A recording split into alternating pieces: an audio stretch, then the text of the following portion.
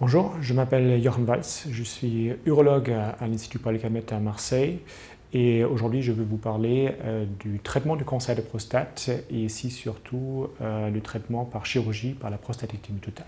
Depuis 2007, on réalise ici à l'Institut Paul Calmette la chirurgie pour le cancer de prostate par chirurgie robot assistée qui est une sorte de chirurgie mini-invasive améliorée avec un instrument chirurgical robotisé qui est dirigé par le chirurgien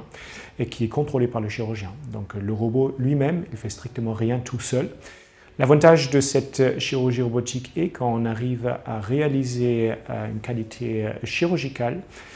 par une chirurgie mini-invasive qui est tout à fait comparable avec ce qu'on arrive à faire en chirurgie ouverte, sauf qu'avec la chirurgie mini-invasive, on arrive à récupérer beaucoup plus rapidement dans les suites post-opératoires, on a moins de douleurs, moins de saignements, et on arrive aussi aujourd'hui avec la technologie qu'on a disponible, avec un agrandissement de l'image, de mieux voir les structures qui sont nécessaires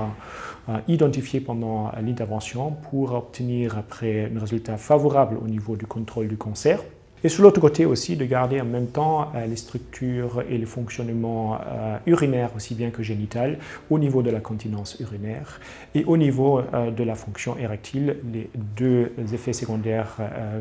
a priori principal de l'intervention chirurgicale. Associé à la chirurgie mini-invasive, on réalise aussi ce qu'on appelle aujourd'hui la réhabilitation améliorée après chirurgie, la RAC, qui nous permet après effectivement d'optimiser la prise en charge des patients en post-opératoire, aussi en péropératoire, ensemble dans une équipe avec les anesthésistes. Donc on choisit des médicaments d'une façon très sélective, aussi des préparations des patients en pré-opératoire. Il y a toute une philosophie autour de la prise en charge qui nous permet que les patients vont très bien après l'intervention et qu'on peut faire très rapidement faire sortir le patient en post-opératoire parce que le patient a retrouvé quasiment un fonctionnement normal très vite après l'intervention sans de sentir encore des séquelles de l'anesthésie générale ou de l'intervention. Avec cette réhabilitation améliorée après chirurgie, on réduit surtout après les complications qui sont liées à la chirurgie et les suites post-opératoires, par exemple l'alitement. Si on ne bouge pas, l'être humain n'est pas fait pour ça, on risque d'avoir des problèmes de thrombose phlébite, des embolies pulmonaires, et ça on peut éviter par une mobilisation très précoce en post-opératoire, et effectivement cette RAC nous aide à améliorer ça. Un autre sujet qui est très important pour la chirurgie, ce sont effectivement les résultats fonctionnels aussi bien qu'oncologiques derrière. Et c'est pour cette raison qu'on a mis en place les PROMS, les Patient Reported Outcome Measures. Ça veut dire que les patients nous donnent